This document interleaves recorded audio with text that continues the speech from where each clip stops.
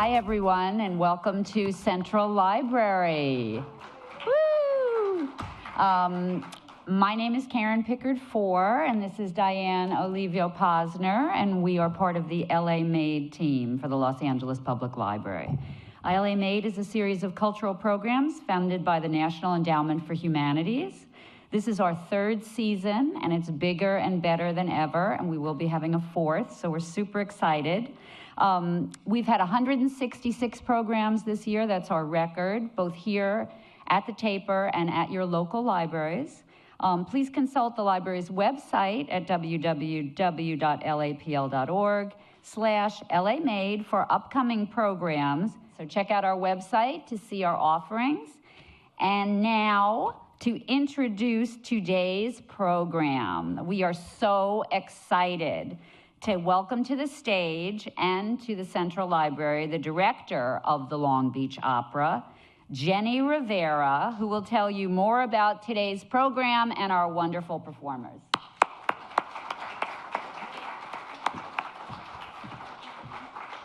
Good afternoon. So happy to see you all here today, and I won't tell anyone about my library find since I just heard her talking about the library. I'm from the Long Beach Opera, and if you don't know anything about our company, we're actually the oldest continually operating opera performing organization in the LA area. We've been around for 40 years. This is our 40th anniversary season. And Long Beach Opera is committed to relevant, thought-provoking storytelling through the medium of opera. And what that means, a lot of the times, is we present a lot of contemporary works and contemporary composers. So it's great today to have this program of all living composers, all from the West Coast.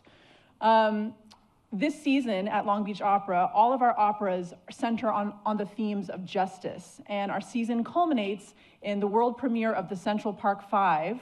You might have seen our poster out in the front. The Central Park Five were some teenagers in the 1980s in New York who were wrongfully accused and convicted of a crime that they didn't commit, and this tells their story in a brand new opera. And the composer of that opera, Anthony Davis, is going to be featured on today's program, and Nathan is going to be singing one of the arias from one of his pieces. Our artists today, Nathan Graner and Jamie Chamberlain, accompanied by pianist Catherine Miller, are two of LBO's favorite artists. They embody everything you want in an opera singer: beautiful singing, amazing stage presence, and they're just really great individuals. And fun fact, they are also newlyweds, recently married. So they're a great team. I would like to invite Catherine Miller, the pianist, out to the stage, and while she's coming out, I'll tell you a little bit about the first piece that, oh yes, yay! The first piece that Jamie is going to sing is from Jake Heggie's brand new opera, Great Scott, which just had its world premiere a couple of years ago. She's portraying an up-and-coming opera singer named Tatiana Bosk, who is very competitive, and she gets her big break when she gets to sing the Star-Spangled Banner at the Super Bowl. This is her version of that, so please welcome Jamie as Tatiana Bosk.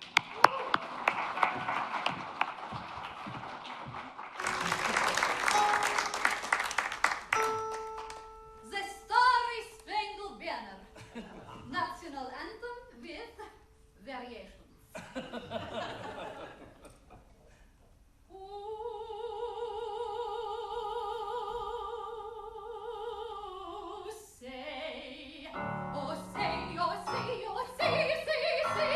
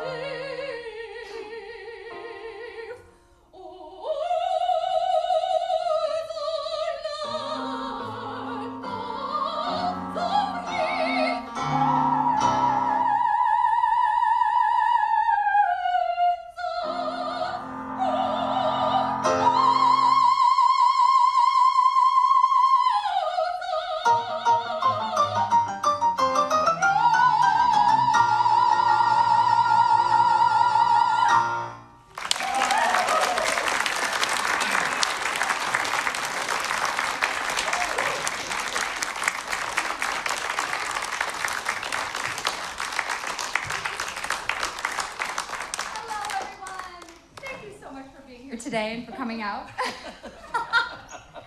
Oh, that was the first time I performed that piece in public. So that was really fun. The first time I heard it, I completely fell in love with it. If you can't tell, I like to show off a little bit. But you know, that's part of being a soprano, right? So in opera, sopranos are the ones that get to do the showing off a little bit more than other voice types, except maybe tenors, and we'll have one of those later.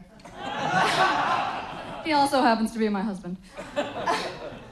But in this opera, Great Scott, by Jake Heggie, Tatiana is one of those archetypal characters, the Eastern European soprano, and I'm sure we've all heard of people like Anna Netrebko, and they are characteristically portrayed as divas, as people trying to climb their way to the top, and Jake Heggie in this piece does that in a number of ways, including those vocal gymnastics that we've heard. So this is all a way of showing that Tatiana is ready to take her big moment. And so we've all heard those renditions of the Star Spangled Banner at the Super Bowl. Oh boy, the one last year was pretty controversial, right?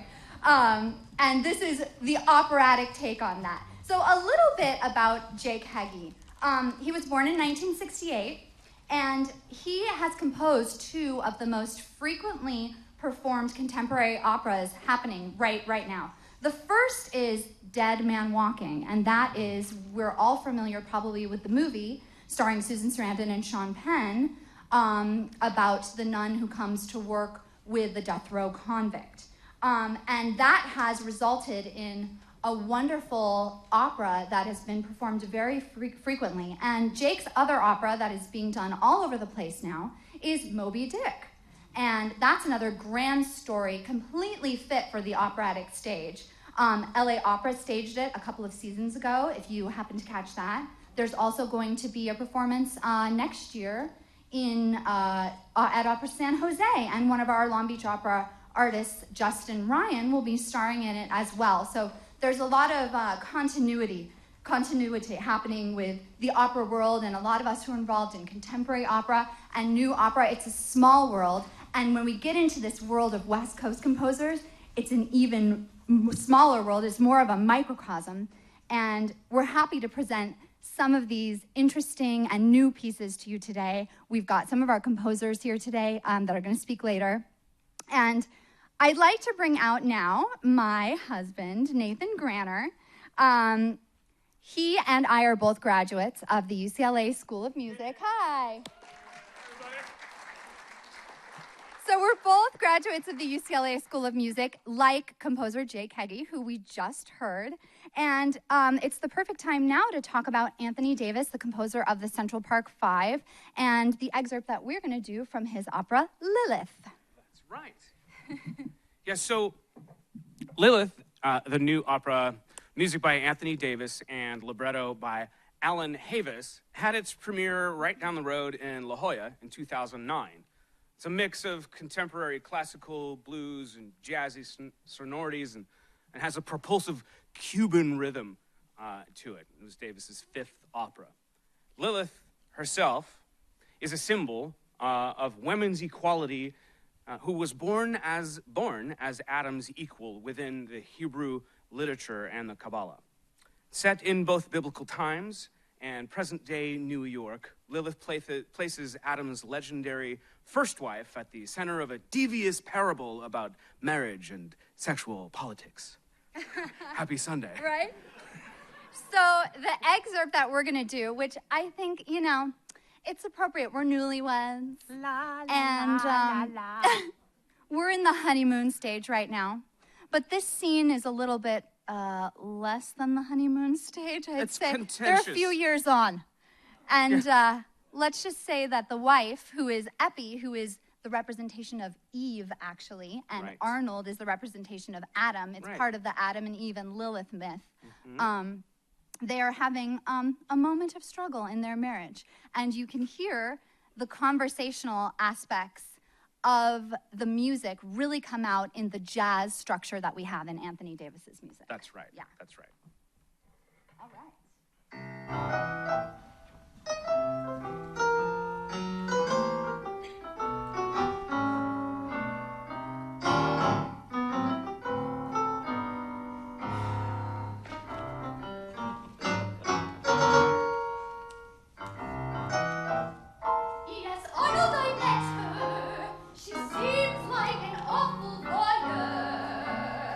met A voice like a reptile, as green as a crocodile. She calls herself Claire. You said Claire. Claire, Claire, Claire. You know that girl has flair. Claire, Claire, Claire. With horror-filled makeup and gel, with a shark to smile for help. That bitch you've been flirting with at work gossips about you like you're a jerk. She first approached me right after lunch. Was it her idea or yours? You're so suspicious. You told her in timid detail. Like what? She seems to know everything about us. You can tell me to ignore her, but I can't. You must stop meeting strange women. Stop meeting strange women at work. Why are you suspicious? It's the way you look at other women. None are prettier than you. She made a crazy request. Did she? Use the oddest perfume. I refused her. Good. Don't you want to know what she asked? No. She wants you for one night. Yes. She wears the strangest perfume. I sense that you know her. I don't believe you. All this trust can't be. She'll be back.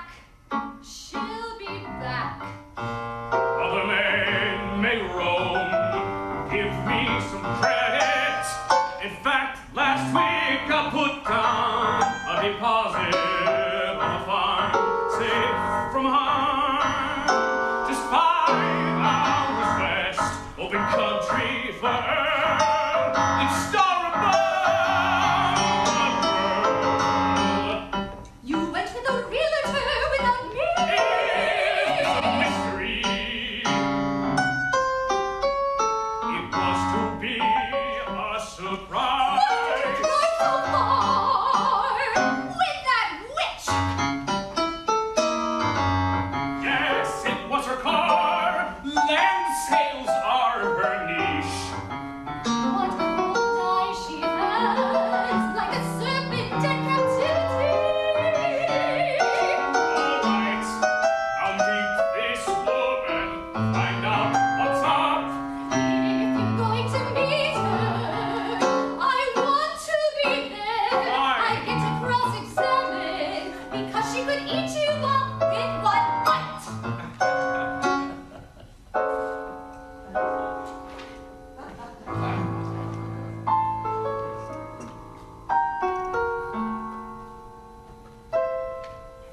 Does Earl have a play date? He's out with the sitter. What sitter? The Greek woman downstairs.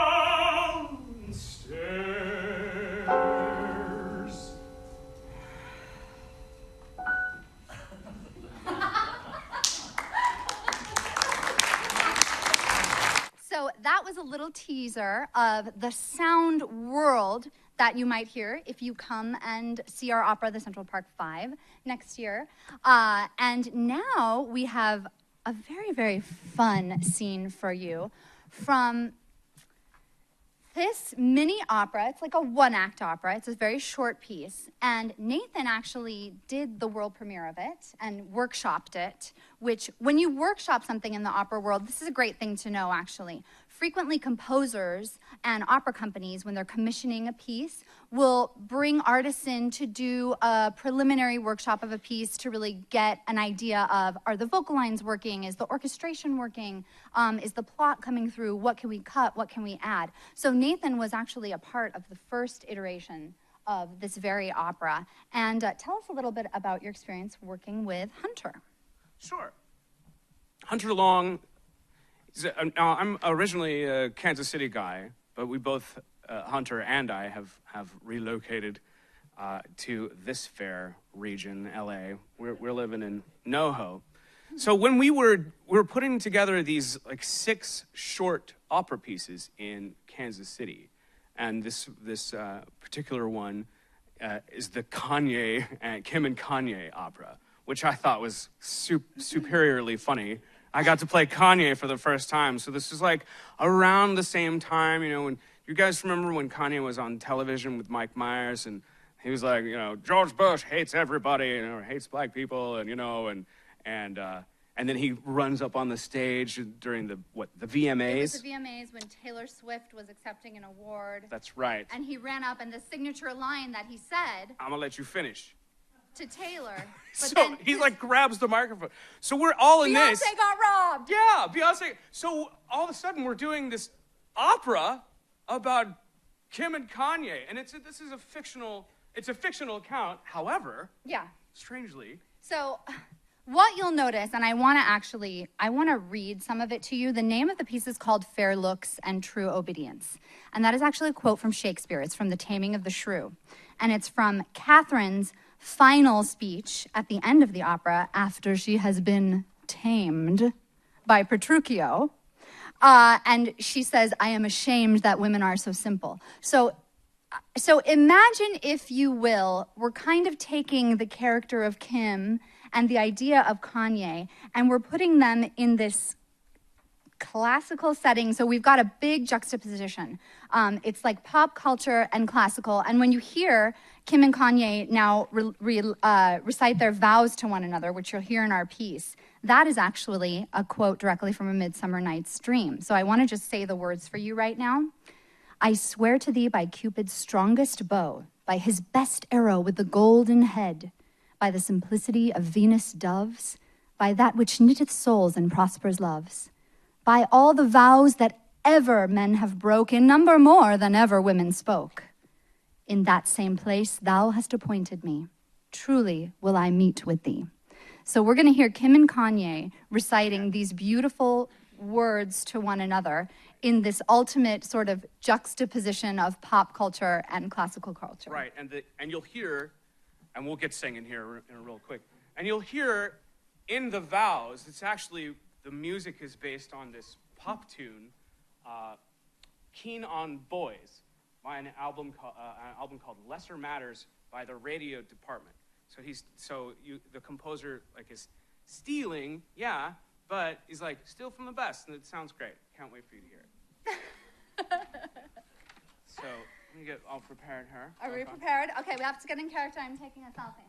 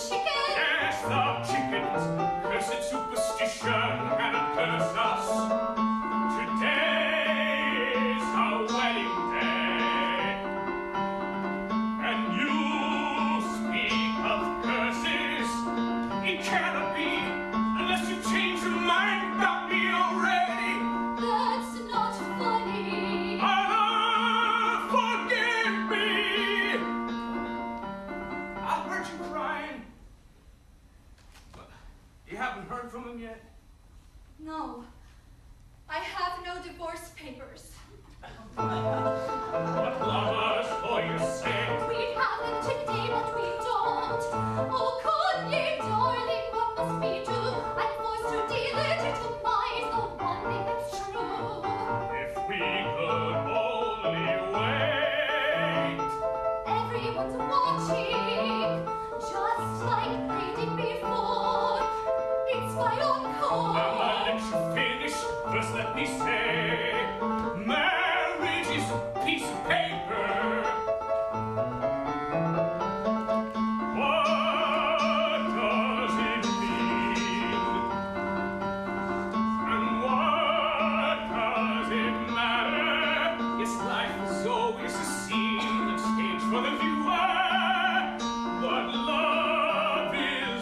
true transcendent thing. You belong to me. Nothing to be done. What? Nothing. Kim, why don't you practice your vows? Yes, Lord. Why don't we serenade each other? I'm so worried.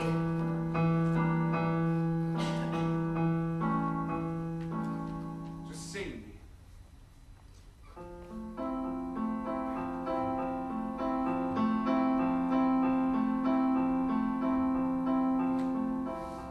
I swear to thee, like Cupid's strongest bow,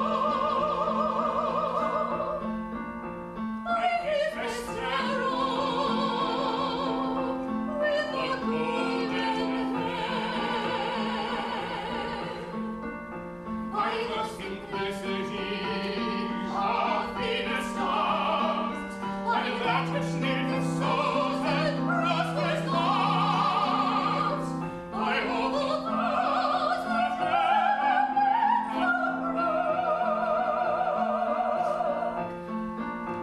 in number more than ever women spoke.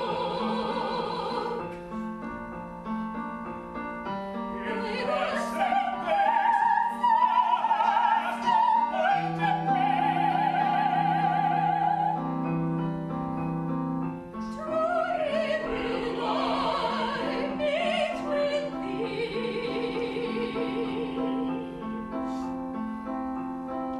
Truly will I meet with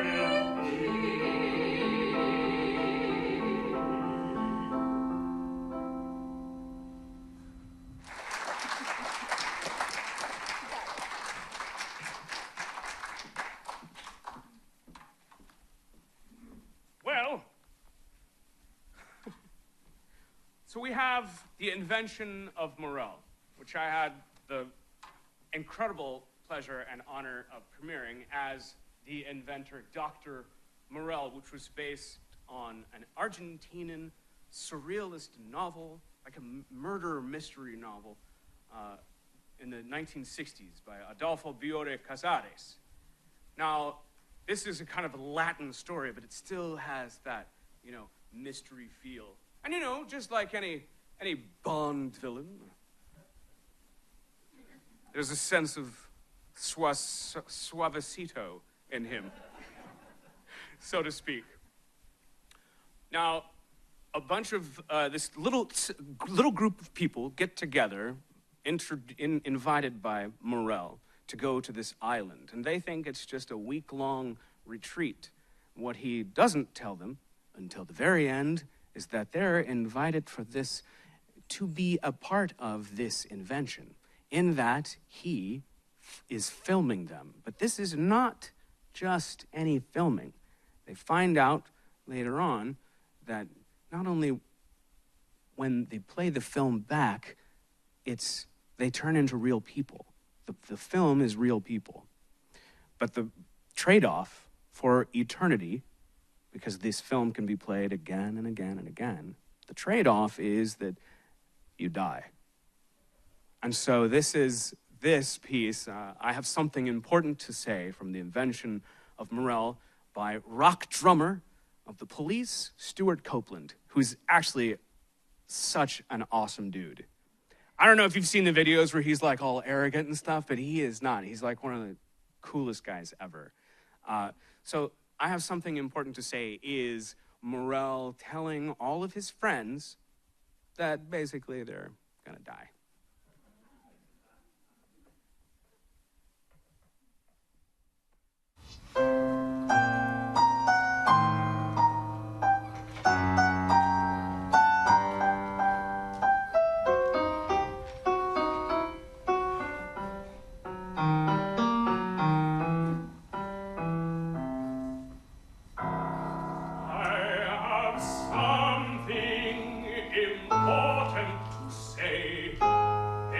No reason for alarm.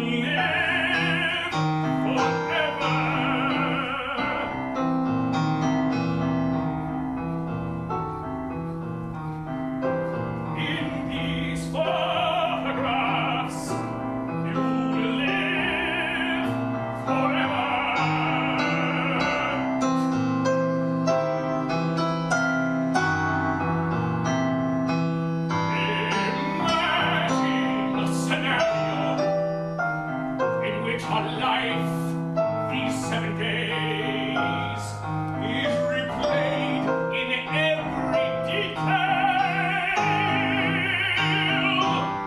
We will live this scenario forever.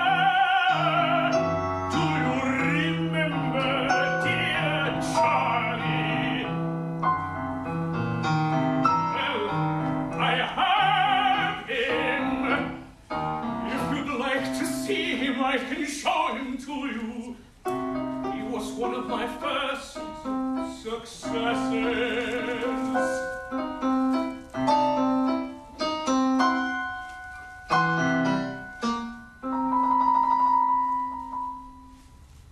For a long time now, this mind has been at play, driven by romantic design.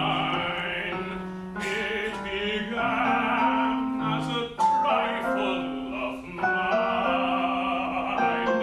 that became an intricate design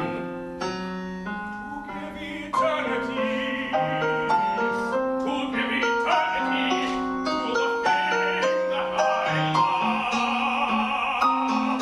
Give eternity to a romantic dream. I have touched the very atoms of life for reassembling, for recreation. I have used right here this invention to give eternity to all of you.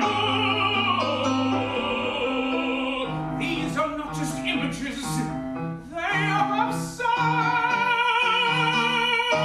Every particle of everything is counted, and every soul is subsumed. More than a perfect picture of you, more than the most complete replication, it is complete reality. You cannot conceive of what I have achieved. Your bodies will die out there in the world, but your souls will live here forever.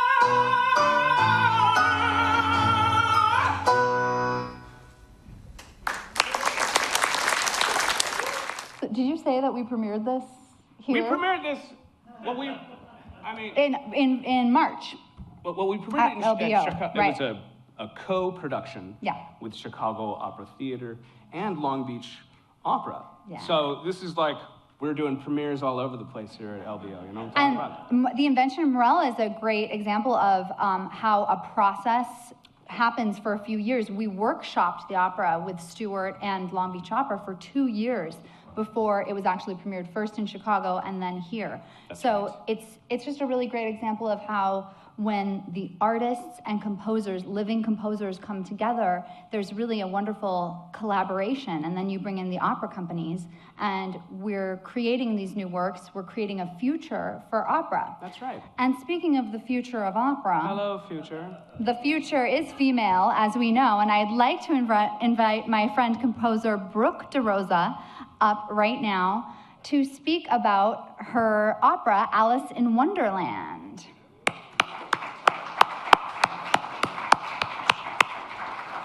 So Brooke is a beautiful soprano, and she's also an accomplished conductor and composer. And so when I was thinking about what to program for this, I remembered that you had sent me this aria a while back, and it was, I think, after I had sung Lucia. So Lucia Di Lammermoor is this famous Donizetti opera in Italian, and there's a mad scene in it. And when we hear Off With Their Heads, which is the aria I'm going to sing, you'll hear how there's some kind of similarities if you're familiar with Lucia Di Lammermoor at all. But talk to us a little bit about the whole piece and everything.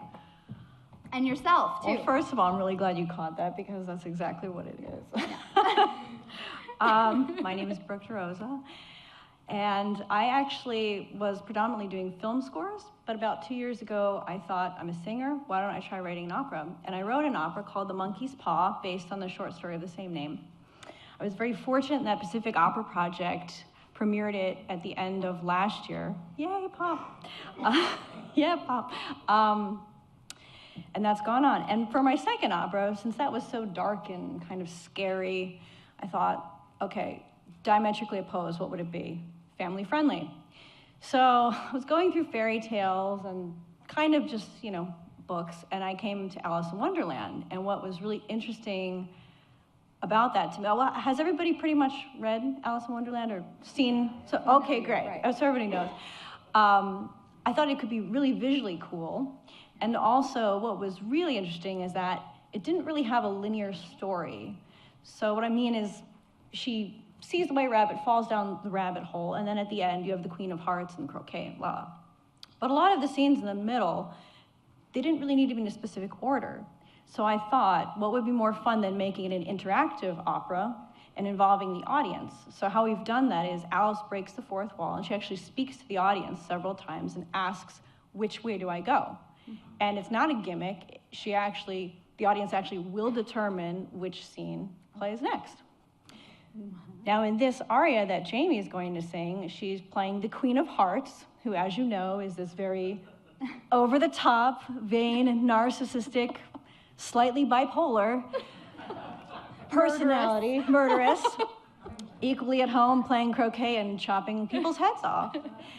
And stylistically, Jamie's exactly right. I looked at my favorite arias from the rep, which were Glitter and Be Gay from Candide by Bernstein and Lucia Di Lammermoor, and it's kind of a mashup of those.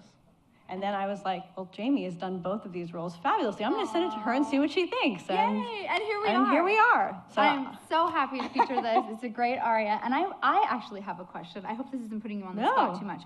Typically, okay, so what I like about this is that we have an evil female character, and she's not a mezzo-soprano or a contralto, which is the lower female voice type, right? She's a high soprano, which is going a little bit against convention. So what made you make that decision? Is it because you're a coloratura soprano too, or?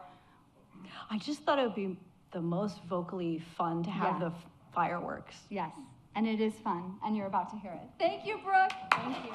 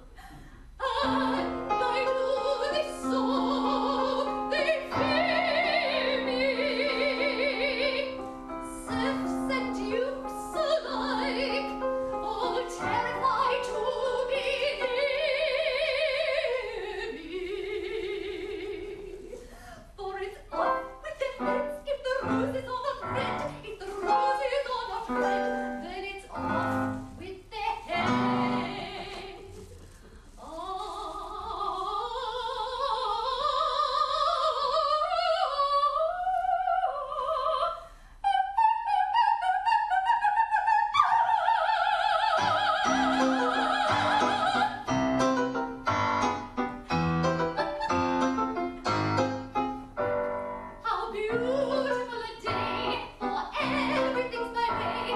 I love and sing.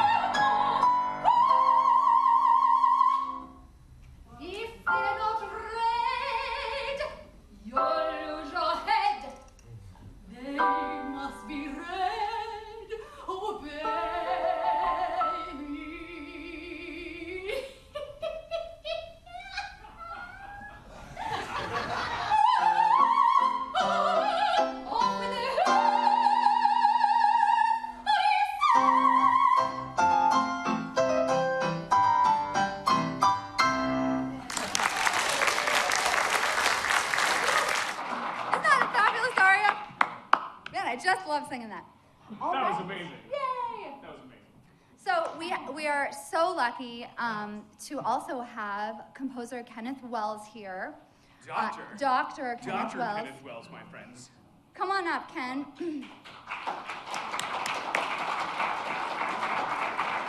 And I was fortunate enough to premiere his opera, The Center Cannot Hold, at UCLA in 2016. And tell us a little bit about The Center Cannot Hold, about Ellen, before we sing this nice set of pieces from the opera to close our program today. Great. Well, first, thank you, Jamie and Nathan and Long Beach Opera, for including me. I'm a psychiatrist on faculty at UCLA, the RAND Corporation, and the VA. I specialize in a partnered approach working with communities, including downtown Los Angeles, to improve outcomes for mental health conditions like depression.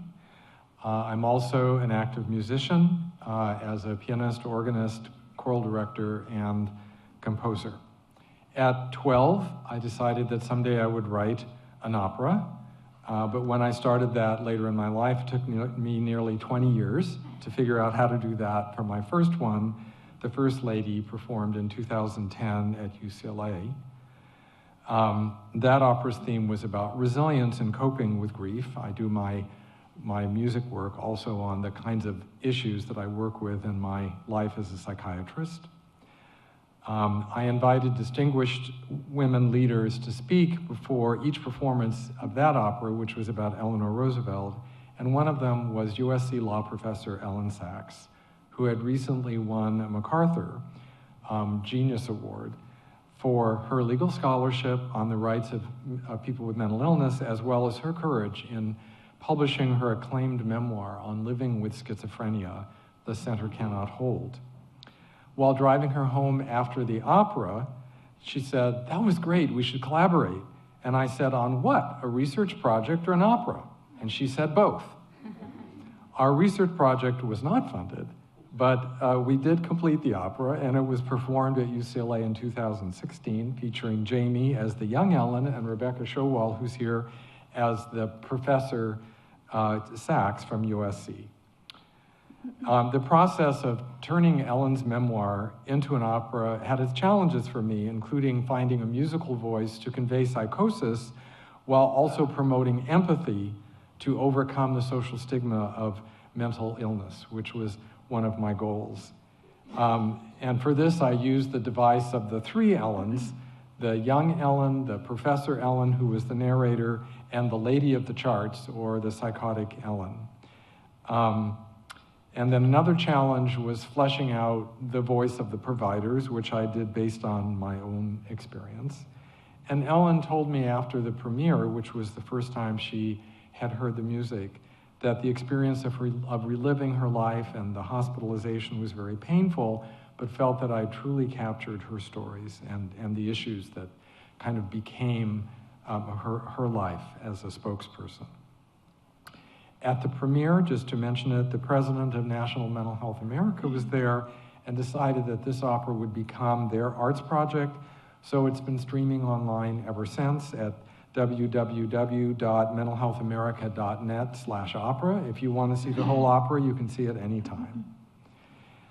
As Ellen noted, the opera doesn't tell the whole story of how she was able, despite schizophrenia, to realize her life goals, as Freud put it, of satisfaction in work, play, and love. That would take a sequel, which I'm now composing, The Center Cannot Hold Part 2, Recovery. Today, Jamie will begin with an excerpt from Part 1, the completed opera. Then she and Nathan and colleague bass baritone Scott Levin will sing 2 excerpts from the new Part 2, and this will be its West Coast premiere. And now I'm going to provide a brief narration to set the stage while everyone gets ready. Okay, and then I'll leave. Ellen Sachs, Yale law student, has a psychotic breakdown, hearing voices and having delusions, and is hospitalized. She's considered dangerous and tied down for long periods in restraint. She is medicated and given a diagnosis of paranoid schizophrenia and tries several times to escape the hospital. She eventually talks with other patients and one advises her to control her symptoms, even if she has to pretend, in order to move on and leave the hospital. She begins to imagine a future with some hope in the aria, "I could be that person."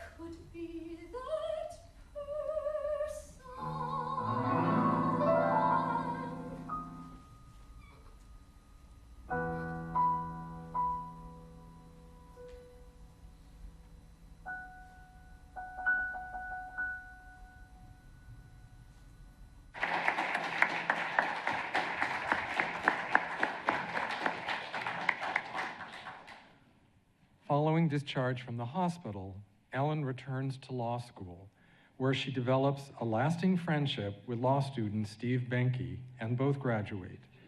After publishing an article on restraints, Ellen accepts an offer as assistant professor at USC Gould School of Law. On arriving, she visits the law library. She drops a book and meets librarian Will Vinay as their hands touch. Will is amazed. Later that day, Ellen's friend Steve, now a psychology graduate student in Michigan, learns from Ellen by phone of her surprise encounter with the law librarian. Ellen, Will, and Steve, each in their own private space, reflect on the meaning of that moment. The library scene from part 2.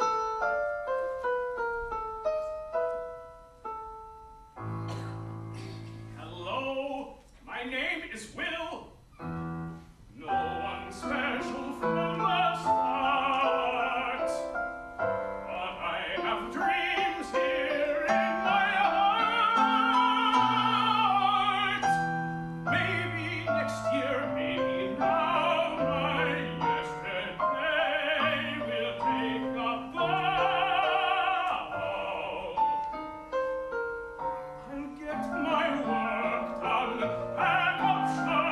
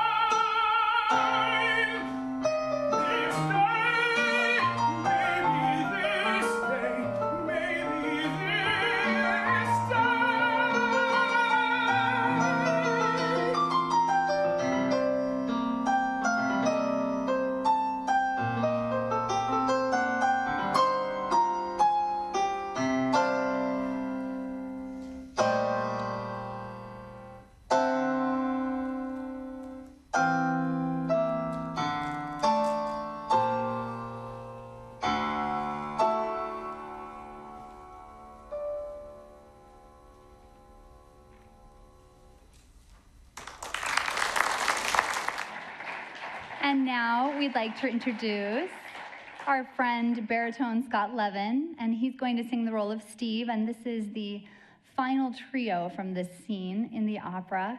It's also the final piece of our program today, and Ellen and Will and Steve, Ellen's friend, are reflecting on the moment, hearing about it and experiencing it, that one moment in life that changes everything. We'd like to thank you so much for coming out today, and we'd also like to thank the Central Library and also Long Beach Opera for helping us and collaborating with us in bringing this special presentation of new opera and